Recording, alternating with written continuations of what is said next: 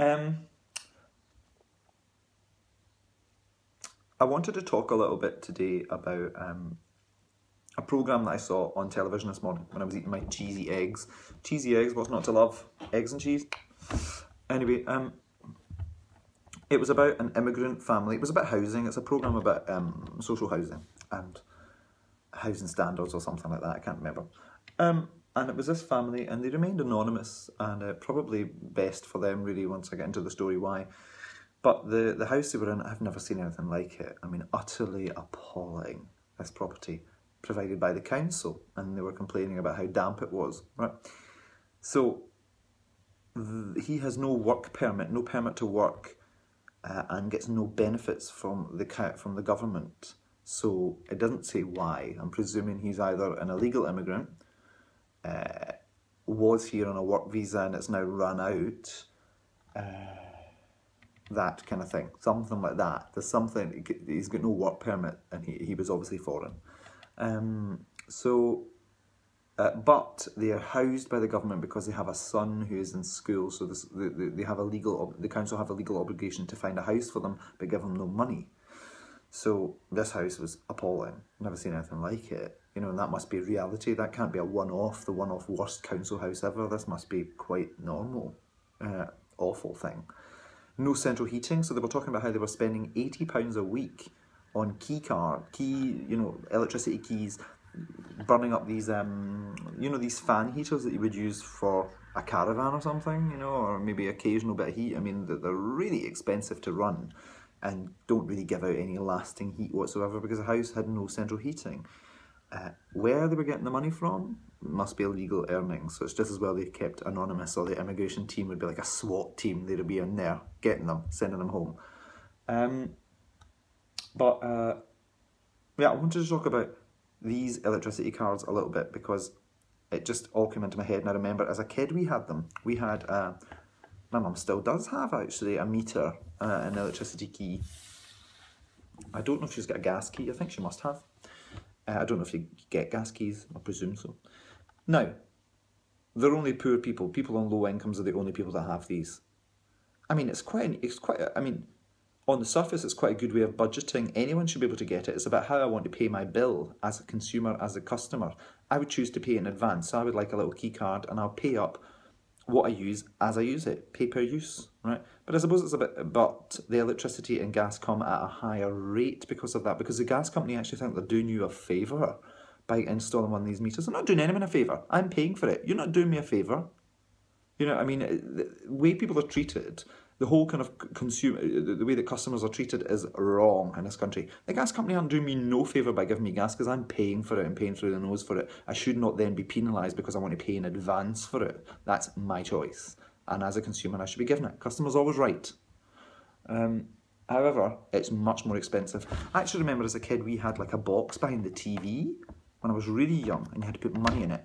I remember it was 50 pences because it was those huge big 50 pences. When I was a kid, a 50 pence was really big. It was like as big as my hand. And then they brought in a newer modern one, which is quite small. I was also a child, so I had smaller hands. It wasn't like a dinner plate. 150 pence, please. Like a dinner plate. But they were really big. I remember always marvelling at them. But what was that paying? That can't have been electricity, because the whole electricity in the whole house would have gone off. It was just the TV it fed. Maybe that was a way of paying up your TV licence, or maybe the TV itself was hire purchase and we didn't own it, and that was a way of paying up your television. So actually, you didn't own the television and you had to pay it up once your time had run out. They switched it off so you can even use it. It's so sort of like, medieval. Anyway, I remember that as a kid, and these key cards. And it led me on to thinking a lot. This whole thing has been making me think often about my past, because that's all I can relate it to, when I'm a kid. My mum still uses Provident loans. For those who don't know what a Provident loan is, it's like a sort of, I don't really know, you could call it a loan shark. It's a loan company. When I was a kid, they used to do, I don't know if they still do, they used to do either cash or Provident checks, which were like little, W.H. Smith gift vouchers. They were a check. They had a monetary value.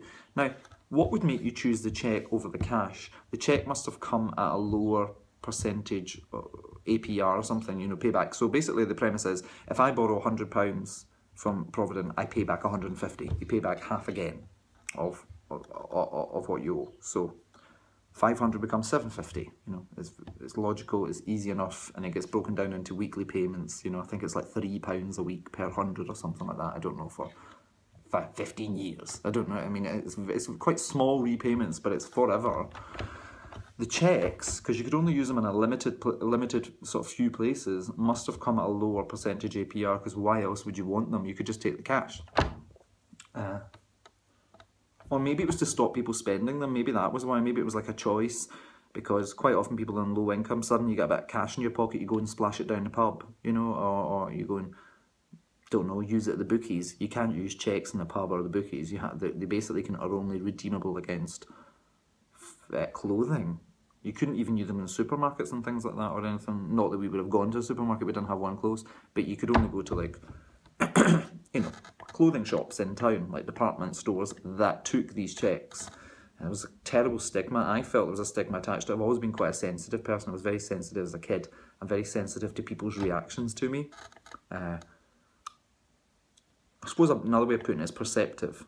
I can always read people really easily, and I can read often. I'm not always right, of course. No one's infallible, but I mean, I kind of I can always tell what people, their opinion or what they think. I'm quite good at that, and I was as a kid. I was very sensitive to changes in atmosphere, certain things like that. And children are naturally, but maybe some people are harder to it. You know, it really affected me. I've always felt very conscious of the stigma of being poor, and there is a stigma. Maybe things have changed now. I kind of doubt it. I think there's a stigma attached to it. You know, you can't afford that. You feel that other people, you're excluded because you can't afford it. Anyway, there was a point to this. There was a point. Oh yeah, this Provident woman. Now this is the thing here. My mum still has Provident checks. We have been, not checks, money. We have loans from them, basically. I have been through this with her 1,000,000 times. I've paid them off for her once. Twice probably now. Yeah, twice I think. She still gets them because she actually thinks that the woman that collects the money, the woman that gives her the loan, is her friend. My mum thinks that's her friend. I mean, it's unbelievable. You know, so they prey on sort of vulnerable people, and because Anne's her name, and I don't care if Anne is seeing this. In fact, I quite like Anne to see this, because I make no bones about the fact I cannot stand Anne. If I'm in my mum's house when Anne comes round, I'll either go into the kitchen until she's done her business and collected her payments and left, or I'll sit and stare at her until she feels so uncomfortable she leaves.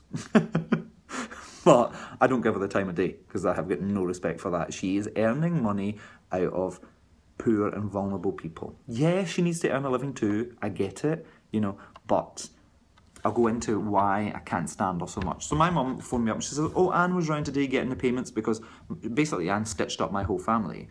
Several members of my family, won't name them, have loans, and the payments either come from my mum or from my mum's sister, and so either one or two, and they see each other on a daily basis. They live very close to each other. Anne will go to one house and collect all the payments for that week, right? Which makes sense for Anne. But it means that, you know, they have this kind of like buddy-buddy relationship. Anne will have a cup of tea. Mum was like, oh, Anne came today. She brought me a bag of potatoes. Wasn't that kind? Because they're quite heavy for me. It's like, no, she's not kind. She came to take all your money. I mean, the kind of thing that Anne will do is, here's a little bit of, I'm sure it's not rocket science. You can work this out. If I take a loan, if I were to take a loan out, not with Provident, with a bank loan, I'd be interested in how much I was finally paying back. I'm not just interested in the monthly repayments, although you want them to be affordable.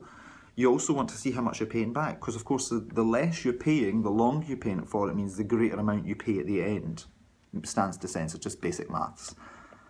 My mum, and people like her, and people on small incomes, are all about how much they're paying out. They're about getting from day to day, point to point. They're not about for how long they do it. They don't care. It's just, do my outgoings get bigger?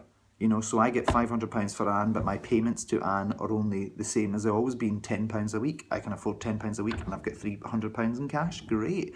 Yeah, but you're paying it for like 20 years. So Anne will basically come along and say, oh, Liz, you've got a couple of little loans here, and that bigger one, I'm just going to round them all up, and there's another £300 in cash, and I'll just lump them all into one bigger loan, and that'll sort it out, and your minimum payment will stay exactly the same every month. And my mum's like, oh, yeah, great. Yeah, but when you look in the actual book, she's then signed my mum up, rather than it being my mum is nearly finished paying, and she'll be done and you know, by the end of that year, she's now signed up for another decade of paying, practically. I mean, it's outrageous, you know, and this is why I cannot stand her, you know, and my mum just doesn't look at the things like that. She is about getting from week to week, even though she doesn't need to these days. Doesn't need to live like that, but she's got herself in that hole, and there's no way I'm not going to be able to change it. I've tried to, paying them off, tried to get rid of it. She just always wants it, you know. It's like habitual almost, you know. Anyway, and that's her bag. That's her life. I can't, you know. There's only so much trying to help someone you can do unless they'll help themselves, and she just won't change it. So I'm beyond trying. But there's a little insight into that kind of thing. For me, it's something that angers me, and I've been thinking increasingly during this all about my past and all about that sort of thing, as linked to having no money, you know. And yeah, I would probably take out Provident loan. I mean, they'll give them to people on benefits. They do. Clearly, I had them when I was a kid. I have them all the way up. You know, my mum's now a pensioner, so she's technically still on benefits, and she still gets them. It's just whether you can make your payments. If you can pay every week, then that is all the criteria they need. They're not bothered in anything else.